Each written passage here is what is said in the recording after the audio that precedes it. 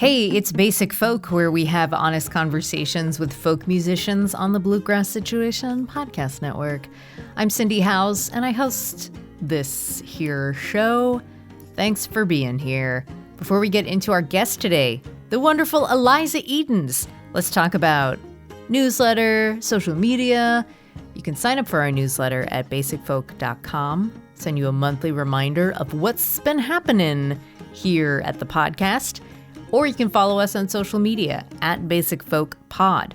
All right. Growing up in the Berkshires, Massachusetts-born Eliza Edens grew up in a family with strong musical roots. Getting her first guitar at age 16, she was moved to write songs as her chosen form of expression. After some time in Philly, Eliza took on New York, choosing Brooklyn as her home base. There, she found community and began to thrive creatively, especially in embracing her queer identity.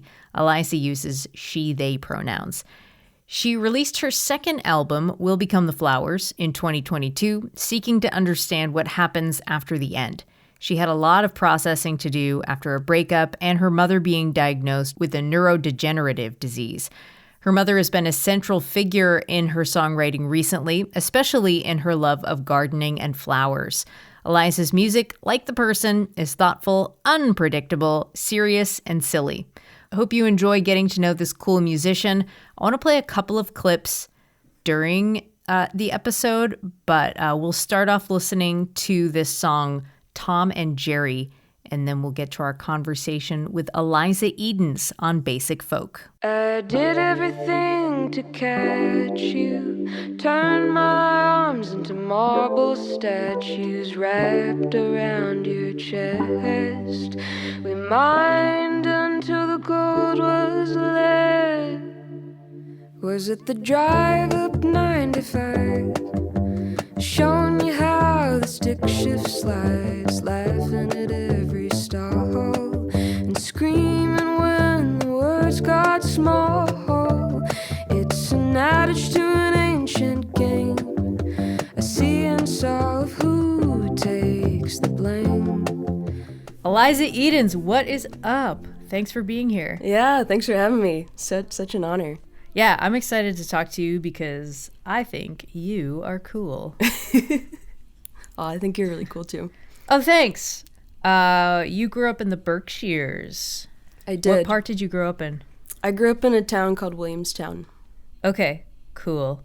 My family has a bunch of people like in the foothills of the Berkshires, like I think more in the Pioneer Valley, but I love the Berkshires. How do you think where you grew up has impacted who you are today, and how do you relate to your home as an adult? I spent a lot of time when I was a kid like playing in the woods. I grew up with a brook in my backyard.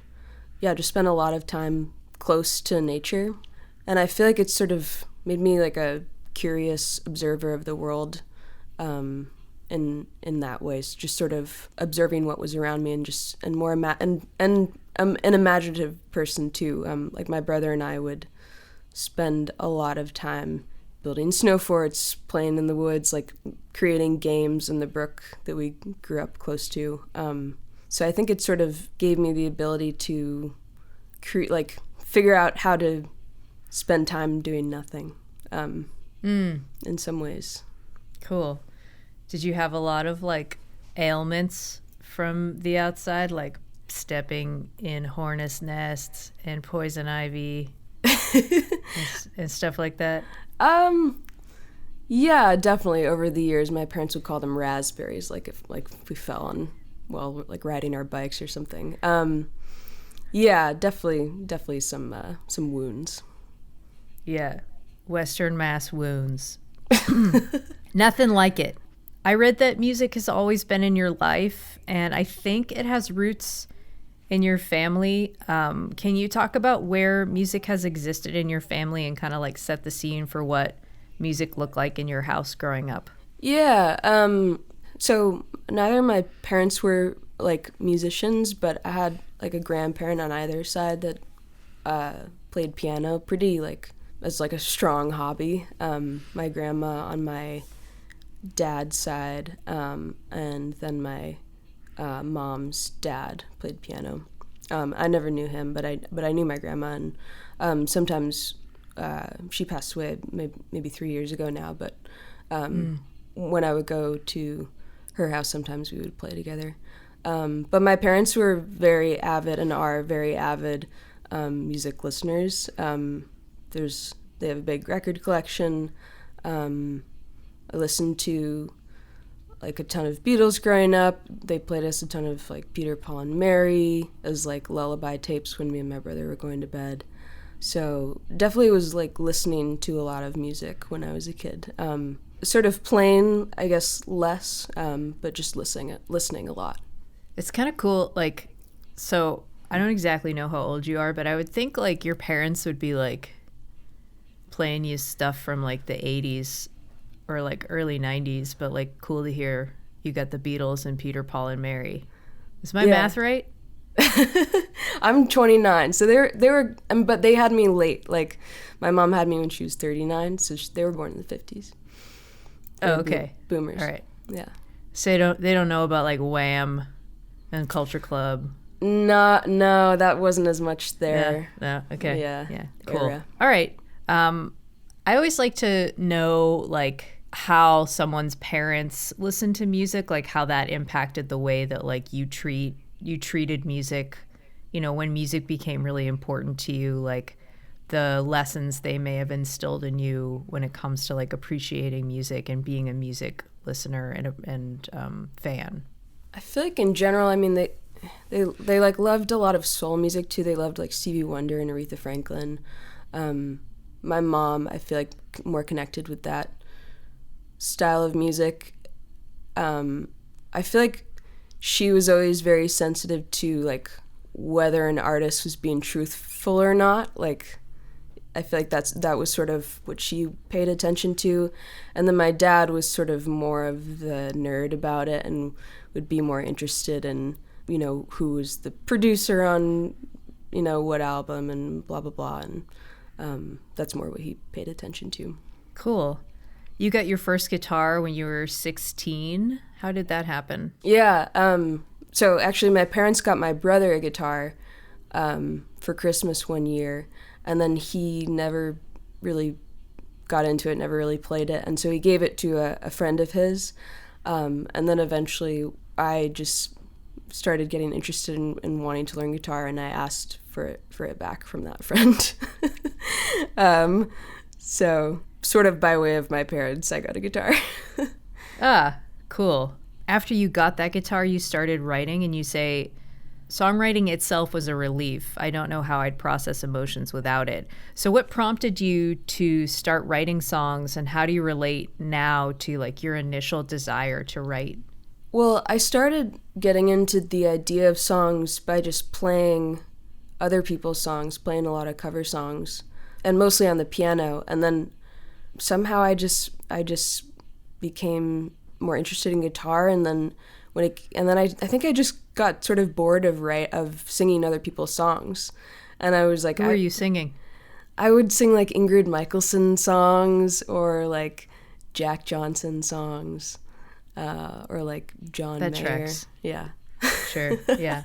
I listen to your music and I'm like, clearly Jack Johnson. And yeah, and I think I just got sort of bored.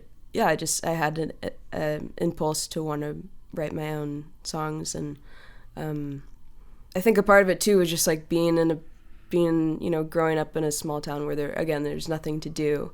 I didn't grow up in a city where there's like constantly, you know, you're constantly hanging out with your friends, going different places.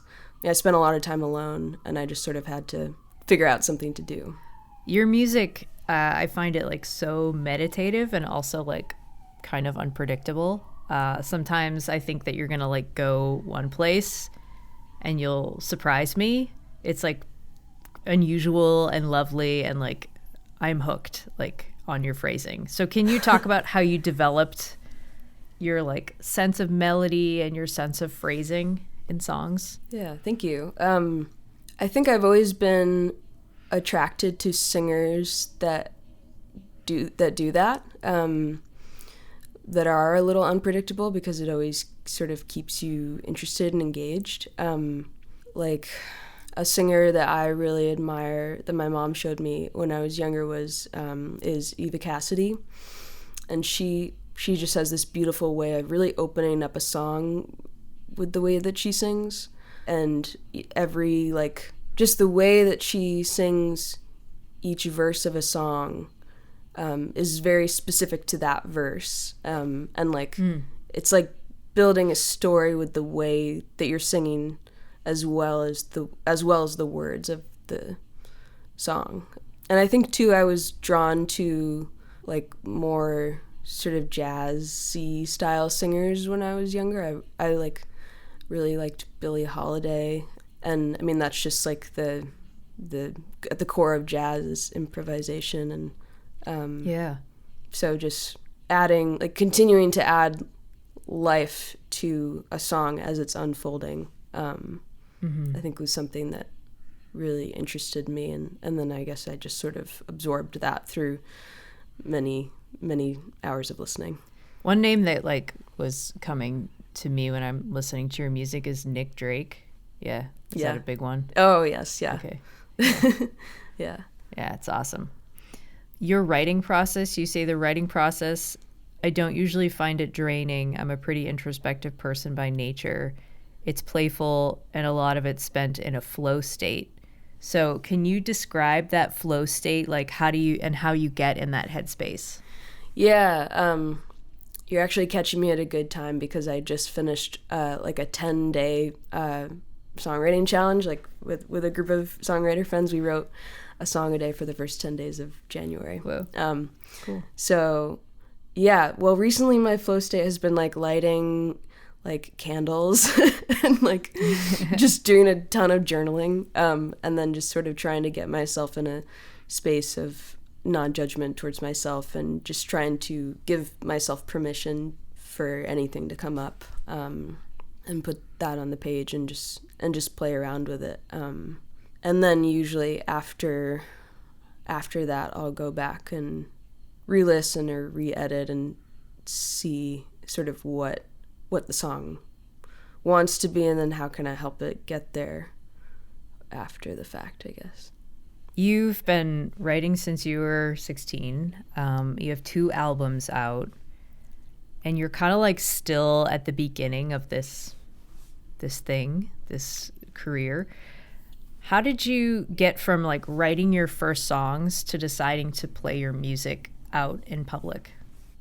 I think it was just encouragement from friends. I guess in high school I didn't really play out at all, but in college there were these open mic nights on campus, and I would sort of frequent those. And I mean, when I first started playing my songs in front of people, I was incredibly nervous. So uncontrollably nervous.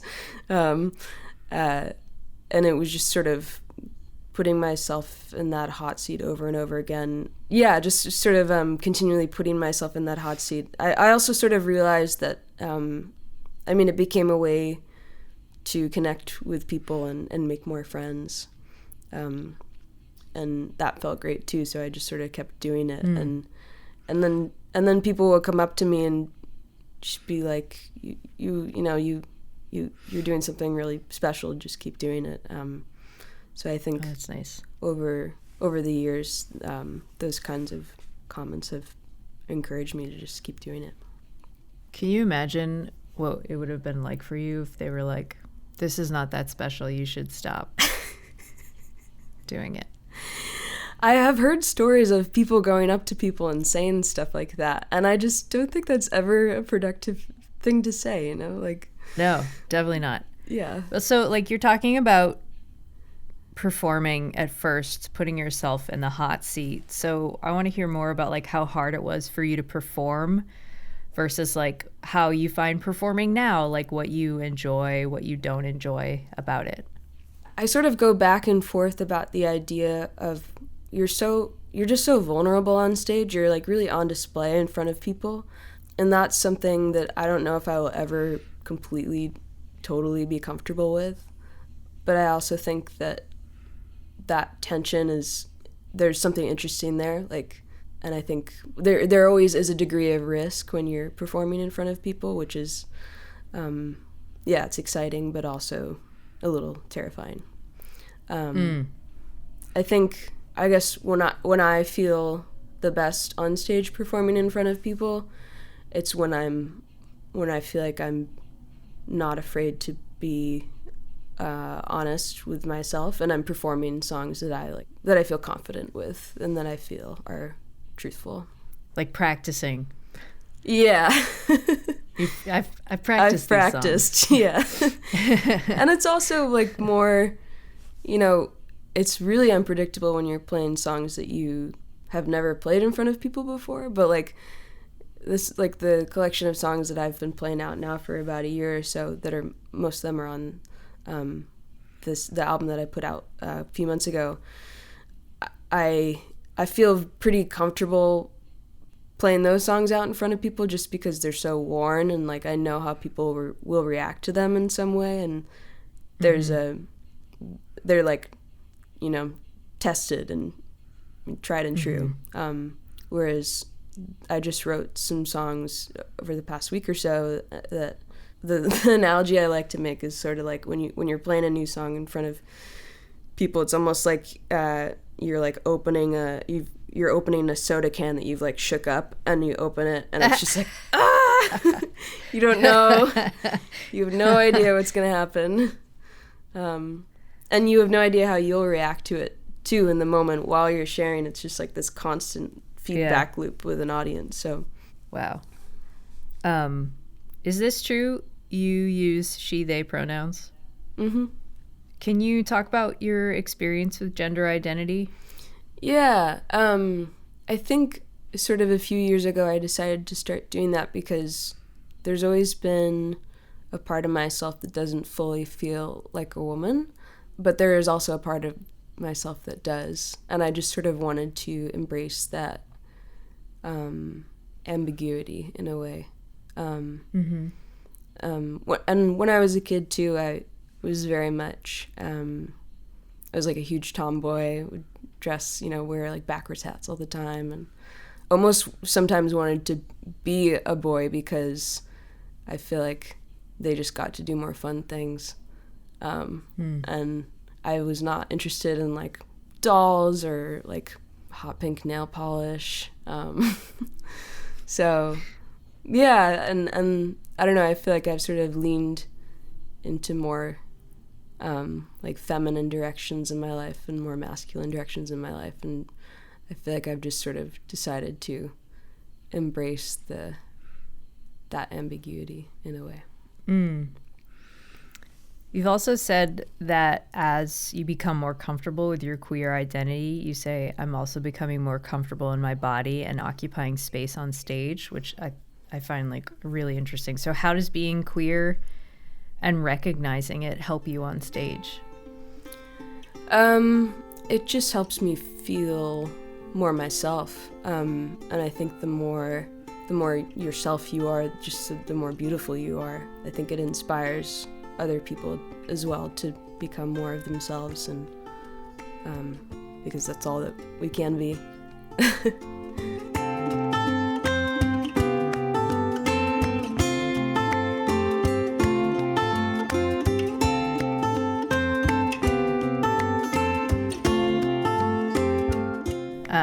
You talk about music as a communal process. So what has been your experience with community throughout your life, and why do you find it so crucial to your musicality? When I was growing up, my family, or my parents, had quite a few friends where we grew up. I feel like I definitely grew up in a strong community. Wasn't necessarily a musical community or an artistic community, but definitely my mom especially was very much a social butterfly and had a lot of friends.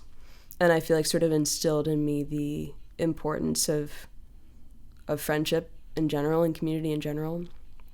I also grew up going to a summer camp where community was also very strong and encouraged, and still have a lot of lifelong close friends from that community.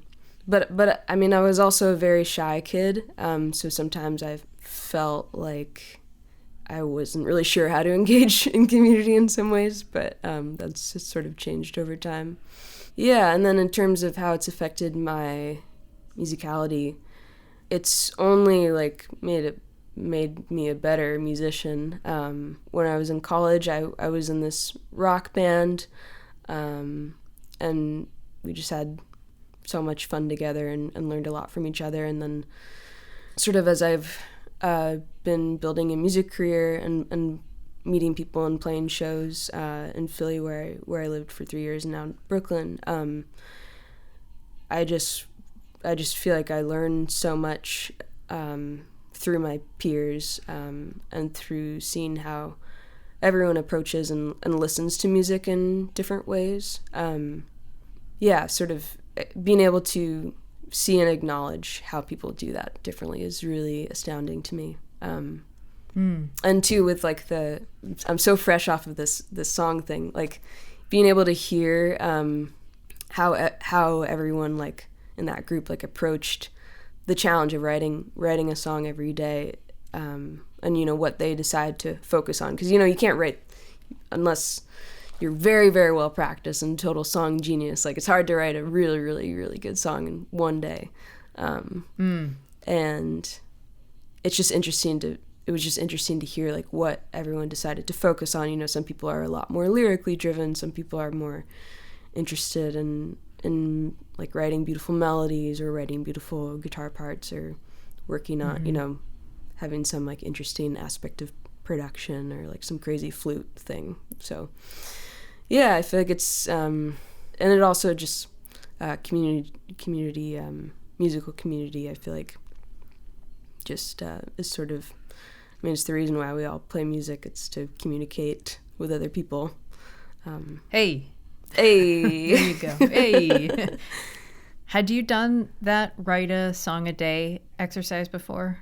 I had done it by myself, which is a lot more challenging. I did a residency in Colorado in August of 2021, and I tried to write a song I was there for a month, and I tried to write a song every weekday, and almost did that. But it's a lot more challenging to do by your lonesome. It's a lot easier when you have like the solidarity of other songwriters and the rule that if you don't write it, then you're out of the group. Do you label yourself as an introvert? I have in the past, but I feel like maybe that label is just not helpful anymore. Right. Well, there's like things as like introverted extrovert, right, extroverted introvert, like that, like all that like Myers-Briggs stuff. Yeah. I think it's like maybe more complex than like one or the other, but yeah, like it sounds like you really thrive off other people's energy in when thinking about like a musical community. I do too. I get it. You live in Brooklyn, and I forgot you lived in Philly. I think I knew that, but maybe I didn't. How did you get there? How did you get to Brooklyn, and what's been your New York experience? Well, I drove down one October evening, maybe in 2020. So I was the bold person who decided to move to New York City when everyone was moving away. Probably got a good deal on rent. I did, yeah. Yeah, I had wanted to move to New York City sort of for my entire life. I think, especially growing up in a rural area, I was always just so curious about New York. I mean, New York City was sort of the closest big city. I mean, Boston was sort of equidistant from where I grew up. But yeah, I'd always wanted to live there and live here. And I think it sort of took me a few years to sort of work up the confidence and also like a plan to make enough money to be able to do it. and then I finally did, and it's been really, really challenging, of course, but also like very, very invigorating, personally and creatively, and I'm like really, really glad that I did that. Do you see yourself staying there for the time being? I don't think my chapter here is up yet, but I'm not sure that I could like settle down here, if I settle down, but because it's just quite expensive, but it is, I think it will be a tough place to leave, as I've heard from many people who have spent a lot of time here and then left. From what I can tell, you enjoy being silly. You are a goofball. And I also see that translating into your music at times. So where did that playfulness come from, and where do you see it being expressed in your art? Definitely my mom. She's just a total joker a lot of the time. And growing up with my brother too, like when we were little kids, we'd just be making up games and just doing total nonsense things all the time. Yeah, just making up so many games.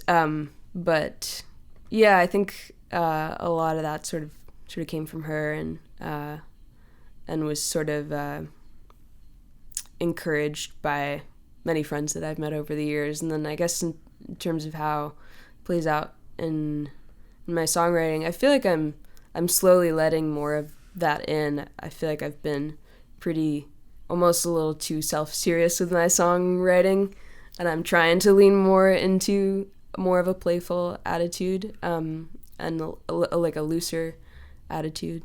But I guess like there's a song on the album that I put out called Tom and Jerry that's a little bit more of like a goofy song, like and serious too, and sad in some ways, but I mean it was inspired by the cartoon Tom and Jerry, which was one of my favorites to watch when I was a kid.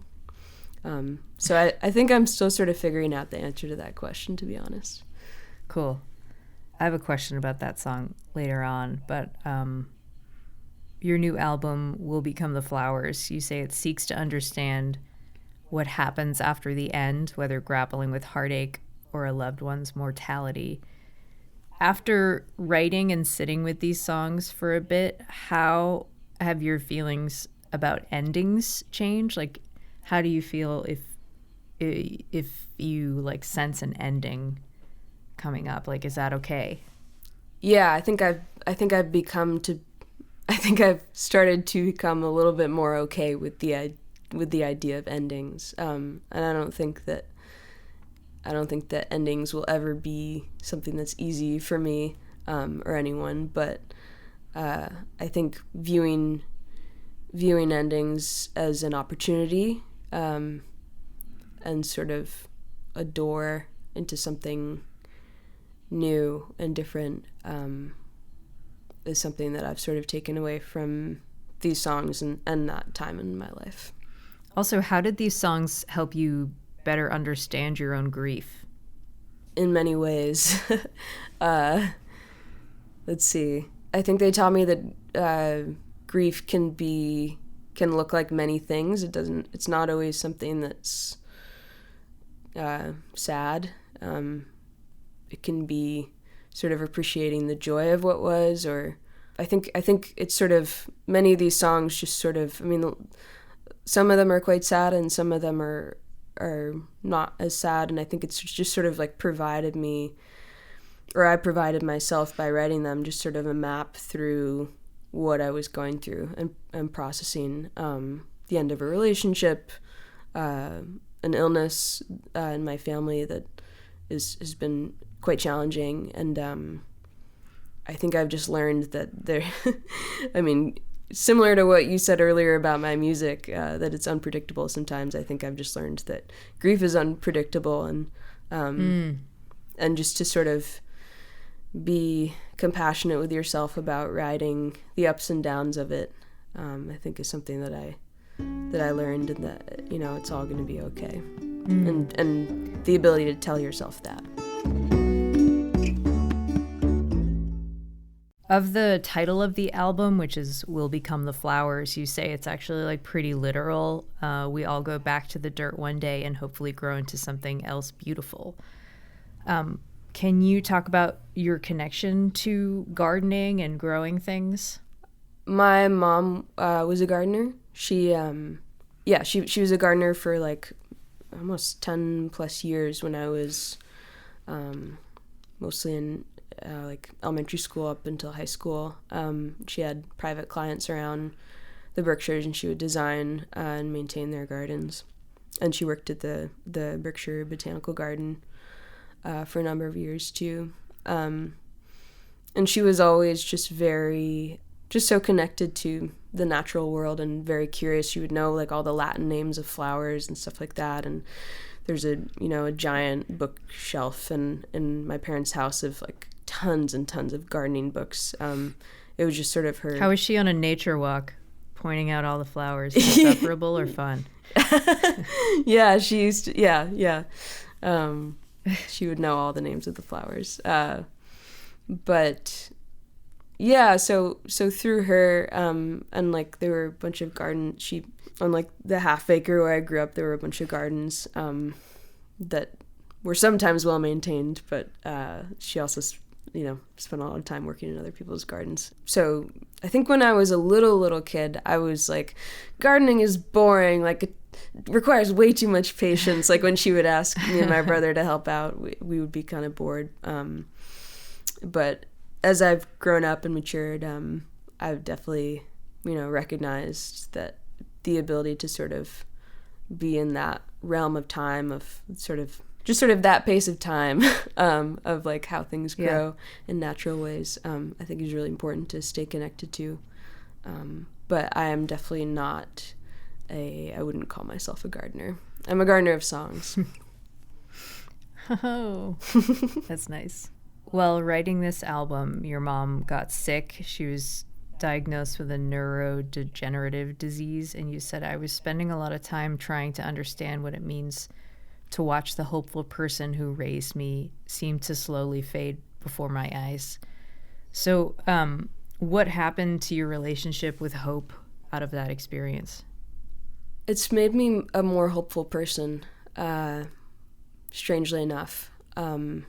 It's been really challenging. The hardest thing that I've ever had to do is watch my mom just sort of slowly fade away, especially someone that I just loved so much and who really loved me. There's so many ways. I think what I've been trying to grapple with throughout this whole process is trying to find the ways that I still can connect with her. Trying to find, like, even though someone can't, have like emotionally complex conversations anymore, like what we're having, there's still like an essence there, and their spirit is still there, and being able to insert yourself into their world, which is, sometimes beyond the constructs of spoken language, is a skill that I think is really valuable, because it sort of requires you to set aside a lot of judgment and a lot of just ideas of, it challenges the way you have to love someone, like, and you have to change your love with how they are changing, with how their ability to love you changes. And that is incredibly challenging. But if you really love someone, you will do that. Yeah.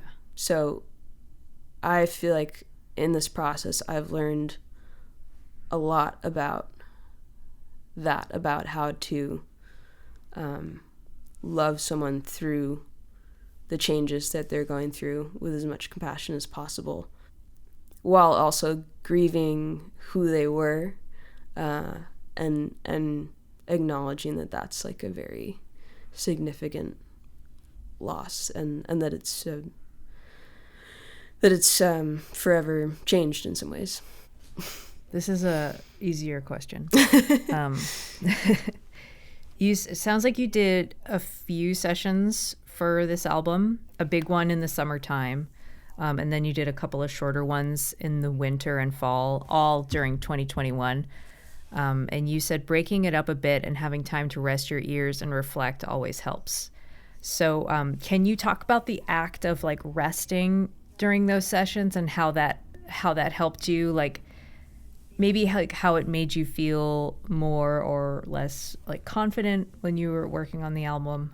Yeah, so we did one session in February of that year that was sort of like a demo session, like a pre-production almost, just sort of very casually recording and just getting ideas for how to flesh the songs out. And then so sort of the nerves weren't as high for that. And then we did a big session where the bulk of it was recorded in July.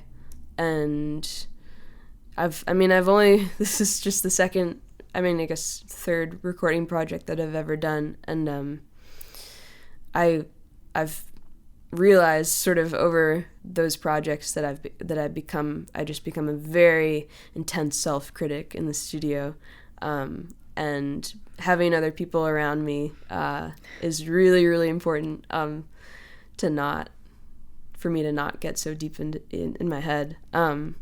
And so I think we sort of made a rule going into it that we wouldn't do more than 3 days in a row without a day off. Because, I don't know, when you listen to your own songs and your own voice that much over and over again, you begin to lose perspective. Yeah. So left to your own devices, yes, you would still be working on the album. Probably. Yeah. Yes. Yeah. That's where community comes in once again. Yeah.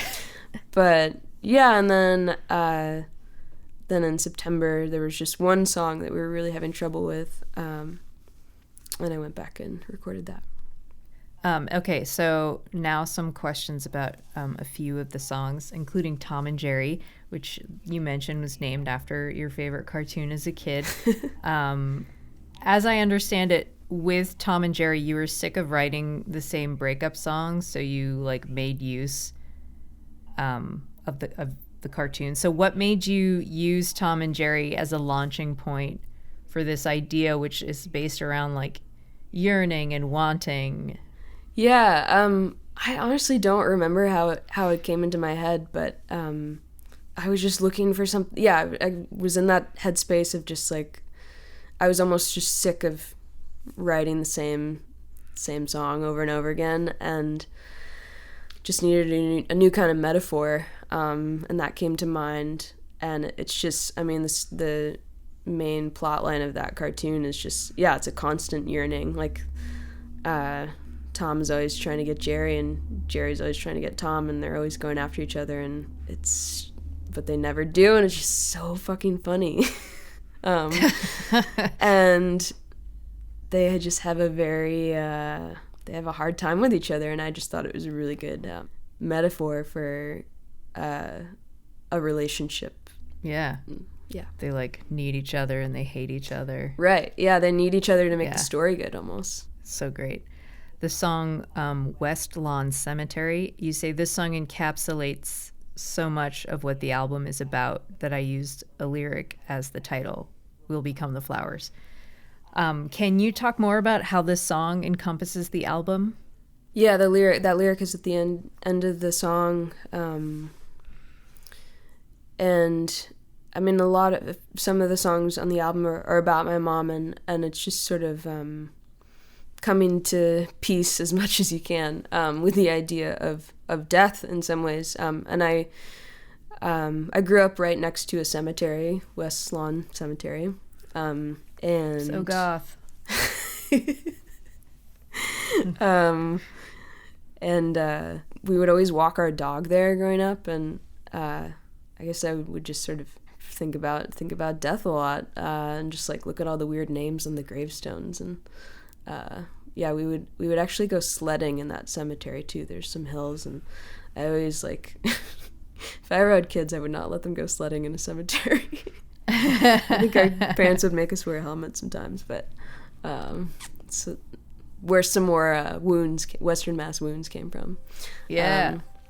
Sledding right into all the colonizers. Yes. Take them down. But yeah, it sort of encapsulates just the idea of being okay with death, like existing as a part of everyday life, which sort of did in a way when I was growing up, and we would just spend a lot of time in that cemetery. Oh, when I walk in a cool September breeze by the graveyards in my hometown, tangerine clouds past the alabaster tombs of people who figured it out. And it got me to thinking how my mother's getting older now. I'm making her dinner at night. The song I Needed You. This song is about clinging onto a past idea of yourself or past ideas of what you thought you needed. So how did writing the song help you figure out what you actually need? I think when I was writing that song, yeah, I was very much in the perils of heartbreak, and I think I sort of caught myself lying to myself in that song. Some of the lyrics are, I'm a simple person with a simple truth. And my brother actually texted me the other day. He was like, oh, I'm listening to this song, but I think you're a complicated person. I think this is wrong. And that, yeah, I think that song was like almost me trying to hang on to a version of myself that I ultimately had to part ways with, and as well as the person that I was with at the time. And I think when I was in my early 20s, I was with I was like in and out of this like one thing, this what do they call it, a situationship. And I would, my friends would be like, well, what do you need? And I'm like, well, I don't have needs. This is like reminded me of like, lying to yourself about that kind of stuff. Yeah. It's a pattern that you can get into for sure. Yeah. And I think being on the outside looking at that song now, I see that.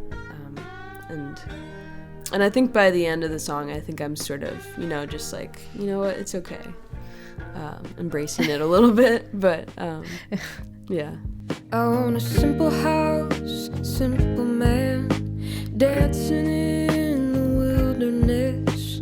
Never mind what I might find down the road again.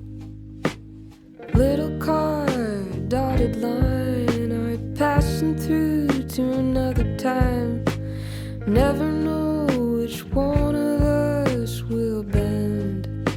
Eliza, do you want to do the lightning round? Sure. Okay, Eliza Edens, here we go. The lightning round. What is your favorite scented candle? Oh, probably rose. Oh. What color is your soul? The first thing that comes up is blue. What is one song you wish you had written?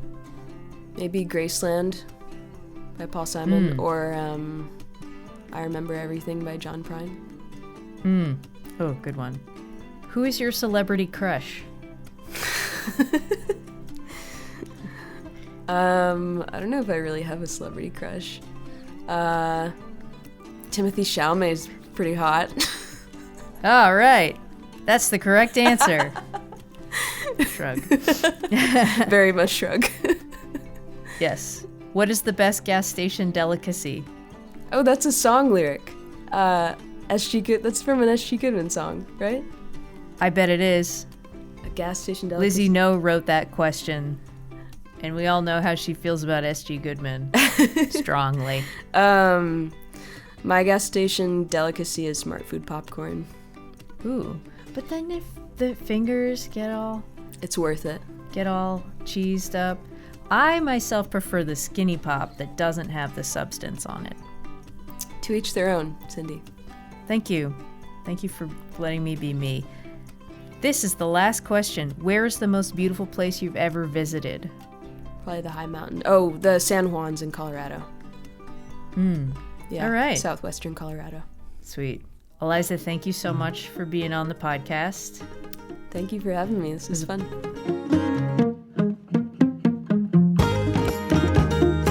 Today's episode of Basic Folk was produced by John Nungesser. Basic Folk is on the Bluegrass Situation Podcast Network.